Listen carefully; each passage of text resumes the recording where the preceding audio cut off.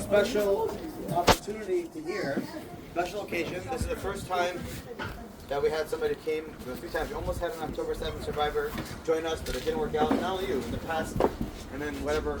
Anyway, we all remember, we're never going to forget where we were when we heard what happened. When we either read it on the news, heard it from a friend, got a phone call. I'll never forget where I was when I heard about October 7th. I was in Santa Clarita Valley. I was in shul in the morning. I was in synagogue, and I went to synagogue. I came late, a few minutes late, and my brother-in-law was the rabbi there at the synagogue. It's at the Chabad in Santa Clarita Valley.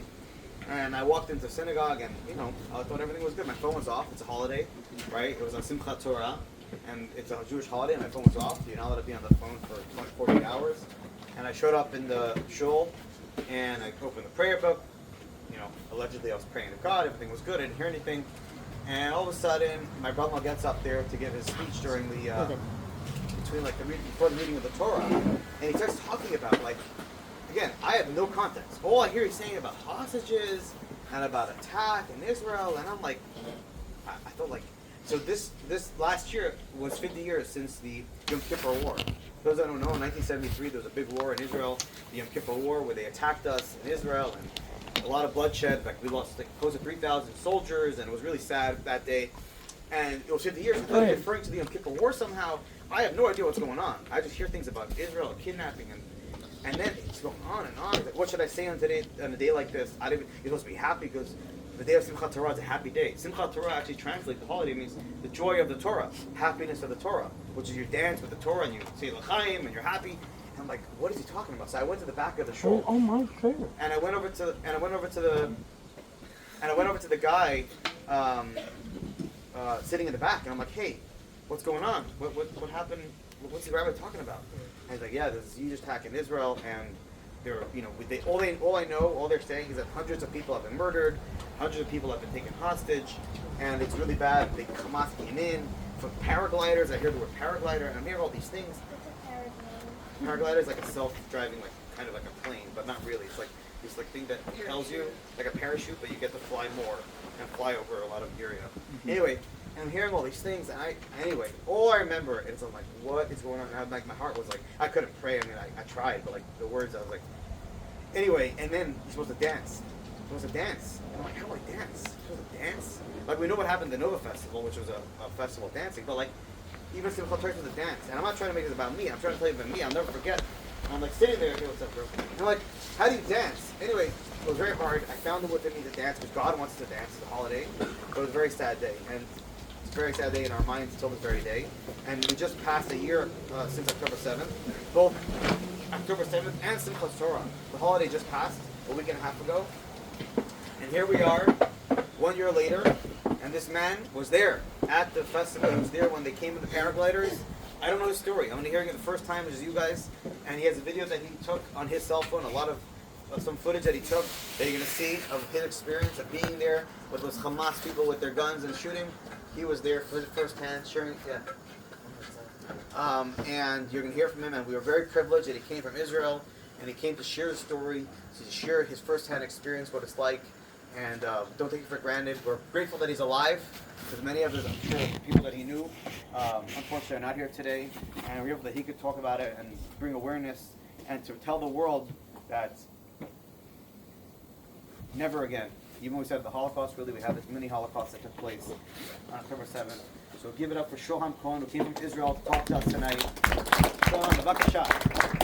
And there'll be a time to ask questions after. If you have any questions that are percolating in your head, write it down, phone.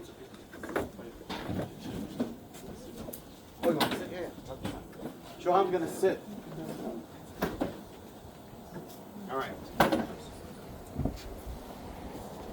Hi, I'm Shoham Cohen, 21. 21. I was 20 in Nova. The party was 24 and above, but I had a fake ID, so... Don't worry, they all do. I know how it's going on here.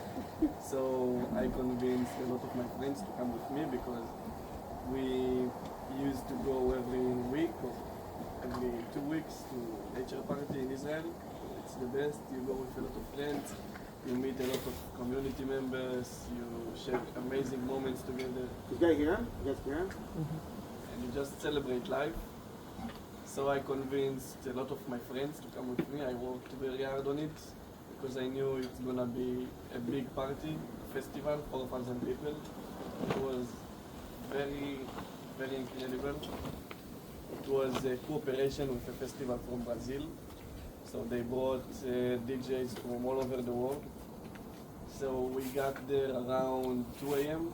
We started to build the campsite and we went dancing. So around 6 a.m. me and one of my friends danced in the little stage. There were two stages, a big one and a smaller one. So we were dancing 6 a.m. before the sunrise. I texted my friends in the friend group that I want in the sunrise all of them to gather together in the big stage in the middle. So luckily none of them responded. So we went like 15 minutes later, we went back to the campsite to see what's going on, why you didn't show up in the middle of the main stage. They were just like sitting, drinking, laughing. So I told them to organize all their stuff and to go to come with me to see the sunrise in the main stage. We took advantage of the situation. We brushed our teeth to be ready for the sunrise. And 2 minutes later, we saw rockets in the sky. I'm from Ashdod, so we knew what does it mean. They're gonna shut down the party. And 2 minutes later, the DJ told us to take everything and to leave the area. So it took us about 10 minutes. We packed our stuff and we went back to the parking lot. And around this time, 4,000 people just screaming, laying on the ground, crying. No one knew what to do in this situation because we had no alarm. Just saw rockets and heard boom after boom. So we went to the parking lot and everyone wanted to get out first because we had only one way out from the parking lot to the main road. My friends decided to sit near my car and wait for everyone to leave. And I decided to go help other people. Meanwhile, we had like an hour. We just sat, waited for a lot of people to leave and for the traffic jam to relax a bit. Around 7:50 they called me and they told me, okay, it's the time to go. So I went back to the car. One of my friends came with me and I drove to the traffic jam. I waited in line and while I'm standing, my windows was open. So I heard someone speaking in a phone with her friend and she said that someone just got shot at the entrance. And I saw around 200 people running from the entrance. So we left the car and joined them. After around 5 minutes that nothing happened, we went back to the car and I thought if someone got shot, I'm not staying here. So I just skipped all the line to the main road. And in the main road, I almost made it out. And a police van was just in front of me. They directed people to the fields to avoid the terrorists that in the main road. And a few cars blocked me by all of my sides, so I couldn't go anywhere. The police told us they saw a car coming in front of us. They told us to leave our cars and to lay down. As the second we left the car, the terrorist truck came in front of us and they started to shoot people. So we went out of the car and started to run. While I'm running, I heard a lot of strange noises. They threw grenades in the police van that was just 3 meters in front of me. So the police officers just exploded. We ran back to the party area and I heard behind the shooting, I heard snipers also, and I thought like, how it's even possible that there are snipers behind me and people getting shot in front of me and I'm here, keep running. So it was really strange. And I kept running to the party area and we skipped it to the other side. And in the other side were the shooting leader, so we knew that we were surrounded. So we went back to the party area again, but this time to search a place to hide. So I saw a bunch of people trying to hide behind the truck, and I was like, they are visible, everyone can see them. I saw in front of me the yellow restrooms, and it was seemed the best place to hide, but it was too far. It was like 50 meters for me, so I decided to pass. And in the right side, like 2 meters from me, I saw a tent. So I went into the tent. After 10 minutes inside the tent, my friend called me, he told me, come now to under the stage. So I left the tent, I ran to the stage, and there I saw around 40 people just laying on the ground, scared. They didn't know what to do in this situation, just covering themselves. And we were under the stage around half an hour. After half an hour, someone just approached us, and I sat on the entrance because I was the last one to join. He came and he just looked me in the eyes and he told me, go, they are coming. So I left the stage, I started to run to the woods. It was like between Be'eri and Reim, and everyone that was under the stage ran after me. While I ran, after like mile and a half to the woods, we came to a hill, and while I'm standing on the hill, see everywhere around me it's just open fields, so I knew if we keep running to the fields, they will kill us. So we went down the hill to a low place, and we stayed there behind few trees for a lot of hours, around 5.5 hours. I tried to share my location with my friends, family, the police. The police told us to wait there and the units are on the way. My friend, uncle, he called me and he told me, leave the group. You're with a big group of people. You have to leave them to one of the settlements around. I told him, no way, it's too far. Between me and the settlements, it's all open fields. I can't go with my friend. It's too scary. Half an hour later, he called me again and he told me that all of the nearby settlements are just occupied by Hamas. So we're glad that I didn't listen to him. We stood in the same place until around 11. My phone died, and around noontime, I thought, okay, no one is coming, the terrorists will kill us. I closed my eyes, I tried to relax myself, and for 5 minutes I was the most relaxed that I think I was in my life. I came to realization that I'm gonna die, and I accepted the thought that I'm gonna die. And around 10 minutes later, we was surrounded by 40 Gazan civilians. They shouted Felix in Arabic at us, and they tried to rob us, and we took just big sticks and rocks, and we were ready to fight them. So most of them left us alone to the party area to rob other things, and few of them just sat on the hill and watched us. So we were afraid that they will tell the actual terrorists with weapons where we are. Hour later, around the time was 1:30, we saw someone just walking behind trees. So we started a discussion. He's an IDF, he's a Jew, we want to hide with us. 3 seconds later, he launched an RPG at us, and he missed us maybe by 5 meters. So if I'm sitting here, it landed on the wall. We lost our hearing ability. All we could hear, it was like tee, and the terrorists started to shoot us with their Kalashnikovs. So behind the RPG noise, we started to hear bullets. The fragments of the RPG went and harmed people, and the shooting either. So some people got shot but kept running. And after the hill, we came to a torn field. After around 500 meters of torn field, we came like from nowhere to a wadi, was 3 meters under the ground. So we went inside.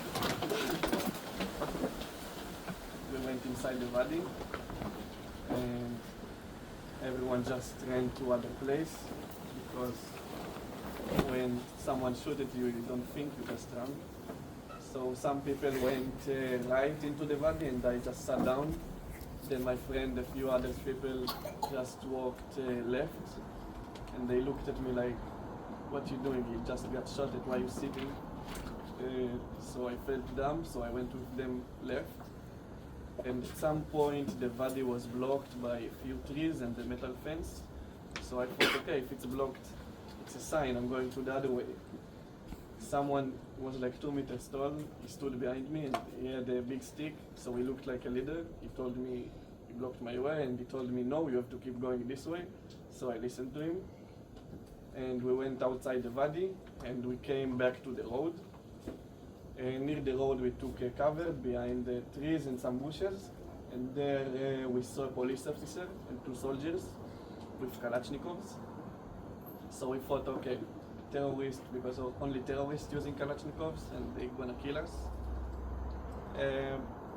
After a minute they screamed at us in Hebrew, ran with your hands in the air and scream your names. So we ran with our hands in the air, screamed our names one by one. They checked that we have no explosive on us. They took us to a safe place near the road where they found the abandoned tank. And the terrorists threw RPG on the tank, so the soldiers that was inside died, but 2 brave brothers took weapons from the dead soldiers, and they fought to save other people in this area. So they gathered everyone that they found near the tank, a few soldiers, few police officers, and a lot of people that they saved. After half an hour, a lot of IDF vehicles came to the tank and they took us to Ofakim entrance, and from Ofakim everyone to his house. I came home around 4:30. The guy that blocked my way in the valley, he saved my life because I was told in January that the other people that went right into the valley, all of them murdered and some of them kidnapped. I saw him like 3 months ago in a festival in Europe, so I jumped on him. I told him, "You're my king, you saved me, you're my hero, you saved my life," and he was, "Oh, nice." So he's a truly hero, and he's not the only one. The first few months was really horrible for everyone. A lot of thoughts when I tried to sleep, how it happened, why it happened, how I'm alive after all these strange situations. And in January I came to the idea of, okay, I'm alive, I can keep thinking about how it happened, and God wanted it to be that way, and I'm here, and He wants me alive, and He wants me to keep going. So before the Nova, I wasn't a believing person at all. Last Yom Kippur I did in Sinai with a few of my friends, and after I came to the fort in January, I started to feel like 2 things: acceptance and gratitude. So everything that's happening to me, I'm accepting it. It doesn't matter if it's bad or good. I'm accepting everything that's happening. It took me around 2 months to dance again. In December, good people in Israel did a retreat for us in the middle of the desert. So they did a party, and in this party I'm just sitting, playing in my phone, and someone just came to me and she told me, "Come dancing." I told her, "No, I'm just chilling, playing with my phone. I'm good, thank you." She told me, "Come on, come to the dance floor, just stand, close your eyes and just dance like nobody's watching."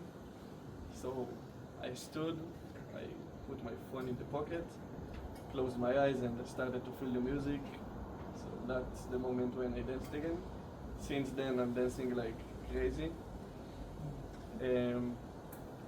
We had another retreat in the desert in January, and there we did another party. So I went on the stage and I danced, and everyone after me.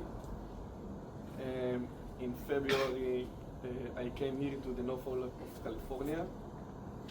The Jewish community in the north did another retreat. So that's where I got my first opportunity to speak in February. Since then, traveling around the world, sharing my story. Hope that to share inspiration and light. And now I'll show you the video, so get some visuals of what happened. You can think about questions, everything.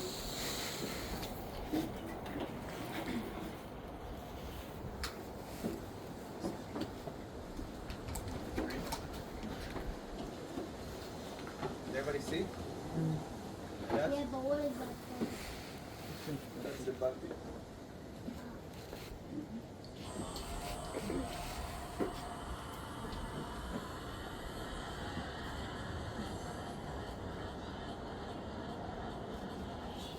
Yeah, that's me.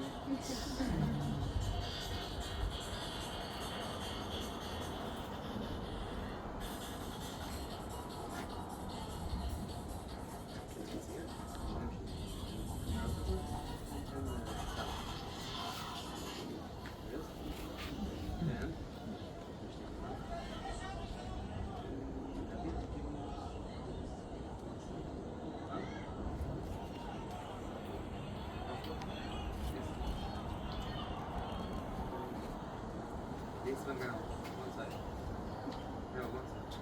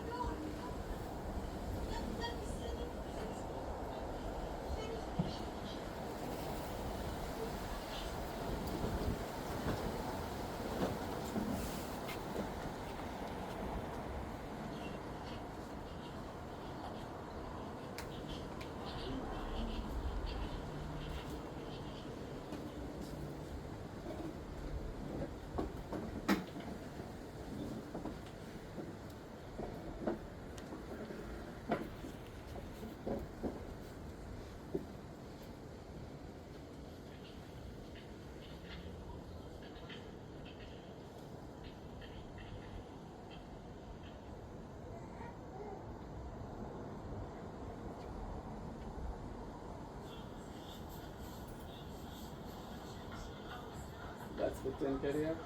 It's not my video.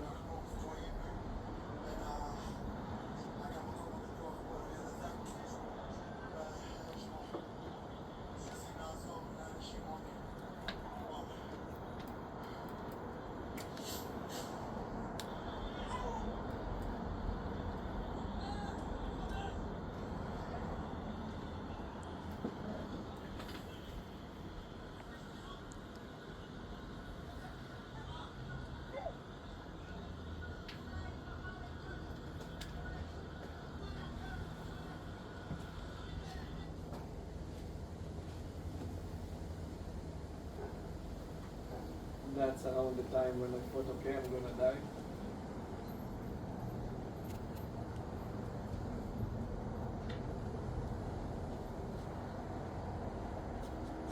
That's the Arab civilians, the Gaza civilians.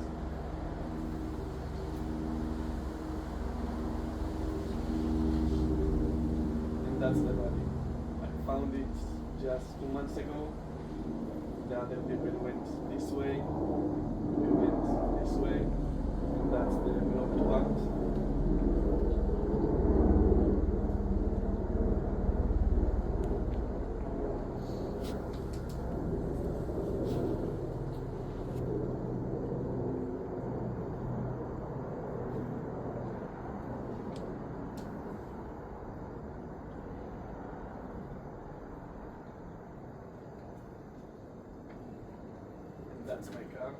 that's the police van. They came from here and we ran down to the party area.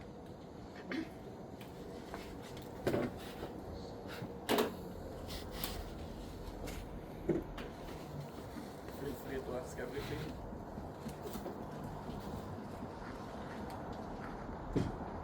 Don't be shy. Yeah. Do you remember the whole day like it was a full like a movie, or like did it go by like did those few hours feel like forever? Yeah, exactly like that. And I had no battery in my phone, so I couldn't speak a lot with people from the outside. Most of the time I just laid on the tree or tried to relax. So as I told you, the few minutes that I thought, okay, I'm gonna die, it was the most relaxed minutes that I had in my life. Then God me no, not today. Yeah. How many hours would you say it took to like be officially safe? I didn't feel safe even when I got home. Maybe a few days until the feeling came back.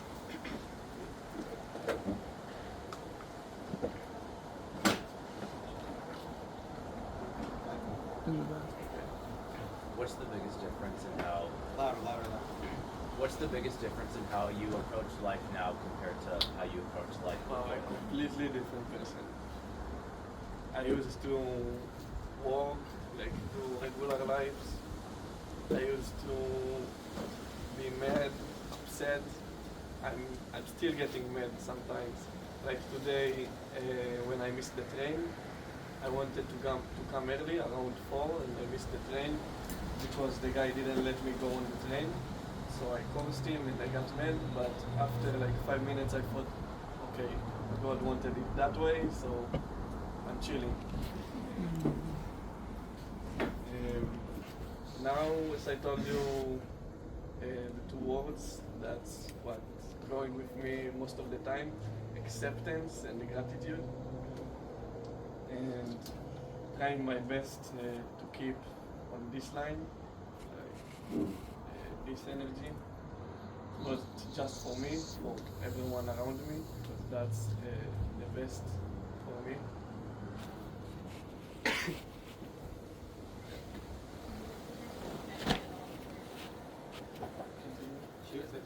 Were you able to text your family before at all, before your phone died? So my mom texted in the family group when the rocket started. So my brother and sister, they answered, we are in a safe place, and she was like, okay, where is Shoam? So she started to call me. I told her, yeah, I'm in the party, don't worry about it. And then the terrorist came. So when I was under the stage, she called me around 10 times. I rejected because I couldn't answer. The terrorist was around. And when I was in the woods, she called me again and I told her I saw a helicopter and I heard something about tank. So I told her, yeah, don't worry, there are helicopters and tanks, we'll be fine. And she didn't tell my dad about it, just when Chabad went out. And they came home around midnight because they did the holiday in my grandparents' house. So I was sleeping already when they came, so around midnight she just jumped at me on the bed, she hugged me and I was like, I want to sleep.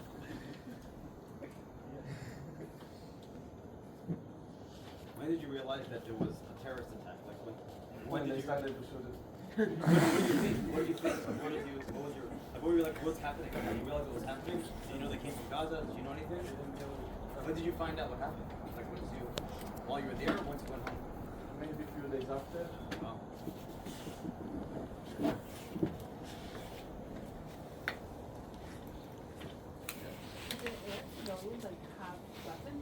No.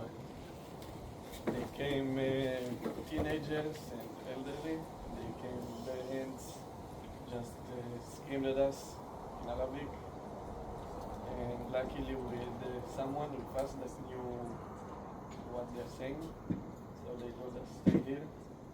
And they screamed back So they went away. We took like big sticks and rocks. So they got scared and went. But I think they told the guy with the RPG where we are. So we came and I don't know how he missed us.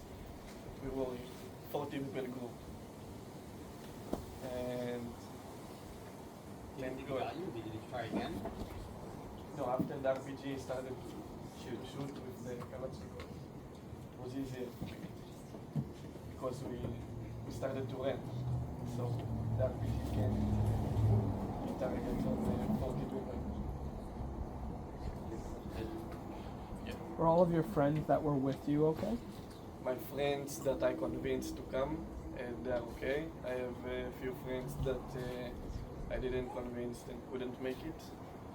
Few friends from the community and few others that were soldiers in the bases, and they fought bravely until their last breath.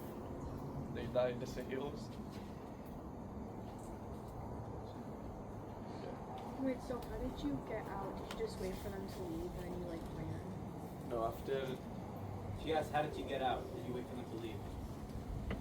he shot RPG at us, we ran to the Wadi. From the Wadi, we went back to the road. There we saw the police officer and two soldiers, and they took us to the tank. It was the safest place, kind of. And there they was in touch with the IDF. So the IDF came around 2:30, and they took us to Ofakim. And my friend Uncle was waiting for us in the entrance of Ofakim, so he took us to Ashdod. Anything else? Yeah. How do you deal with like online and everything that you're seeing in the world with the Wow, I hate it. I hate the media, I hate the news, I hate politicians. Just hate it. I can't deal with it. Do you have any advice for people like us who really struggle with people at school and class, like being really anti-Israel, anti-Semitic, everything like that? Like, do you have any suggestions? In Israel, the situation is different. Here I saw some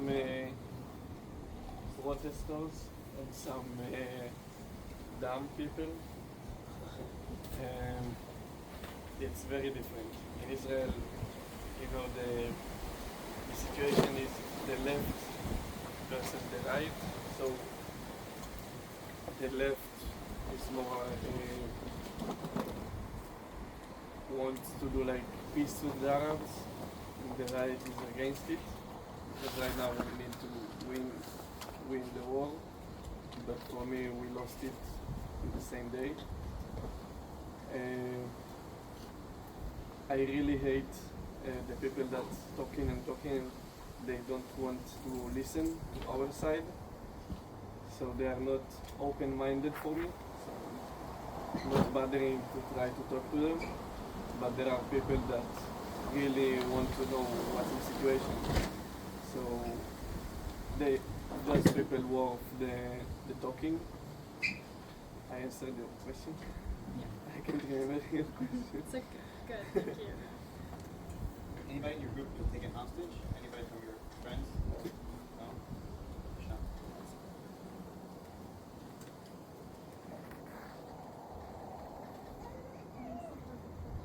What? These guys questions? Were you supposed to be in the army if you're 21? I got released 2 years ago. I had some medical issues, so they released me. So they don't have to take care of me.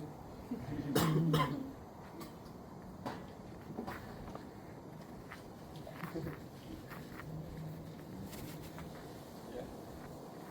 What's like the biggest thing you'd like us to take from your story? What's the biggest thing? And he said you want them to become story. And the running story, it's boring for me. I want you to take what happened after, how to deal with everything that's happening in your life, acceptance and gratitude, to be grateful about everything that's happening, and accept everything that is happening because God wants it that way, and you just have to believe it's for the good. Doesn't matter what is happening, and just be kind to each other, because we all one big family. That's it. After October 7th, I started to write some poems. When I won. So, yeah. Yeah. So, because everything happened in sunrise, I did this tattoo. It's like sunrise after a storm. So,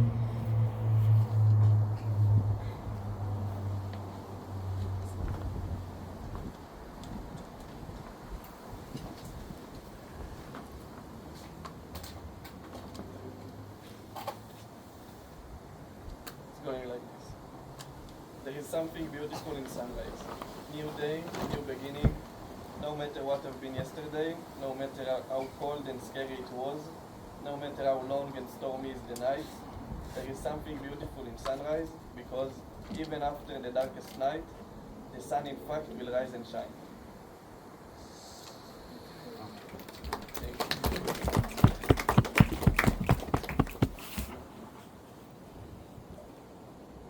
Now you can think about more questions if you want to.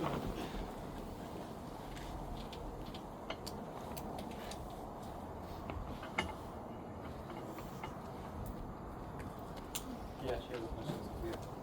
Would you say you live your life more now in fear or more willing to try things? I couldn't hear you. Are you living your life now more in fear, or you're more willing to try things? No, I'm trying everything. You're not afraid of what's going to happen.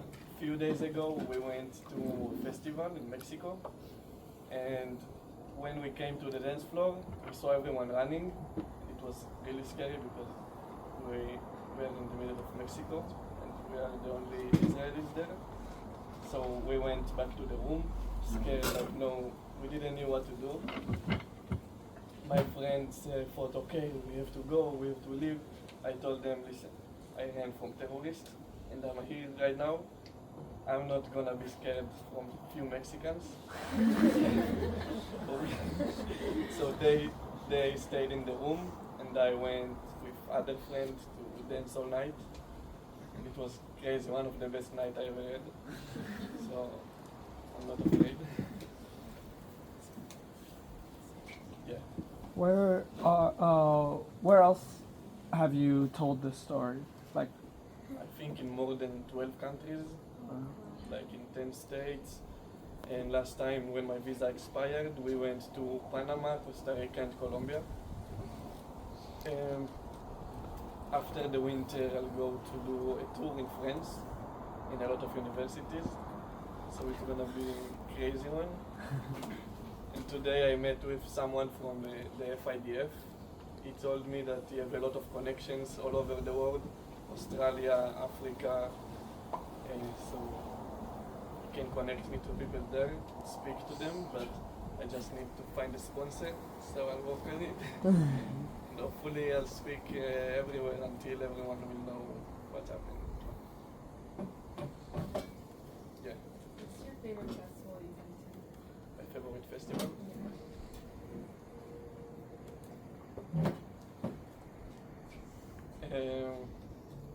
This year in April, I was in the Coachella. It's overrated. Overrated? It was fun, but it's overrated because they have like 10 stages and no Psytrance stage. So it was fun, but not my style. In summer, there are a lot of Psytrance festivals in Europe. So one of them for sure. There is one called the Ozora Festival, and half of the people that are going are Israelis, so it feels like home. I went there twice, and it's the best place. Ozora in Hungary. Yeah. Where's your favorite country you've been to? Colombia, 100%. What?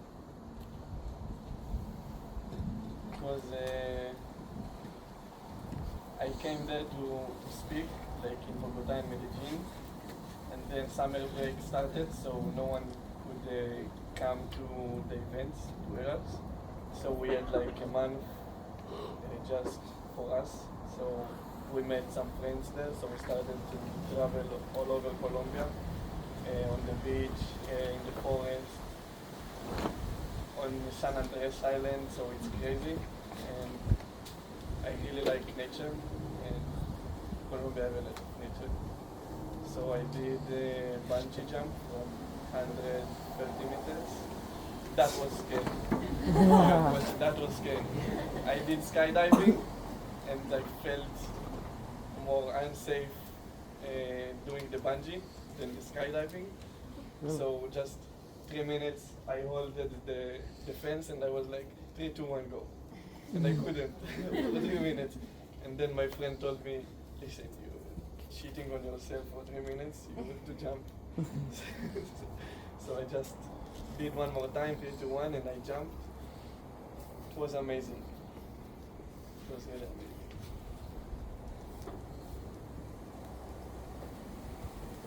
Did you go back to the Nova Festival area? Have you gone back? Yes, you saw the body video. Yeah. It's from 2 months ago in September before my flight. Before I started this tour, I went back. I was like the site is really energy draining, but I tried to find like the places that I went to. The only place that I found is the body. I tried to find the big tree that saved me, and I couldn't because everything looked the same in this area. So I couldn't realize where exactly it was. But one day I find this tree. The big one. Yeah. It was the biggest tree. Anybody else have any questions for Shoham? Well, let's give Shoham a big round of applause.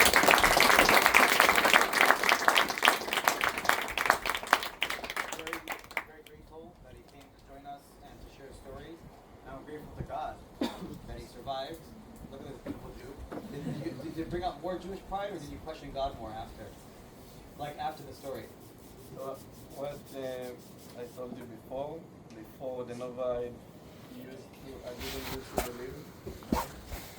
And after 4 months of asking myself a lot of questions, how I made it out, why I'm alive, and how these people knew what to do to save me. So when I tried to find answers, I found only one answer. God made it this way, and He chose it, so I can't argue with Him. And 2 weeks ago, I was in Palm Beach, in Simchat Torah. Palm Beach? In Palm Beach, in Florida. Yeah, Florida. Last year, I didn't went to synagogue for all the holidays, and this year I spent only in Yom Kippur. I spent like 12 hours in synagogue. In Palm Beach, in Simchat Torah, I did like all the akafot with the sefer, and I felt amazing. It was really amazing. So I danced with Sefer Torah, and when the time was to get back the sefer and to go to a bar or something, I was already tired because all the akafot I did, I was really happy and jumping, and yeah, so it was amazing. Yes, not only parties, Also Simchat Torah. yeah, Nice. and thank God about Thanks for that. saving me and letting me share and giving some of my life and maybe inspire other people this month. Thank you. Yeah. Yeah. Okay, I want to do this. No, before. I want to take a picture with him, with the whole Chapman crew, so I can share with him and he can show that the whole world that he's sharing a story even to the Chapman University students. So let's take 30 seconds. Let's go right here. I'm going to turn this off.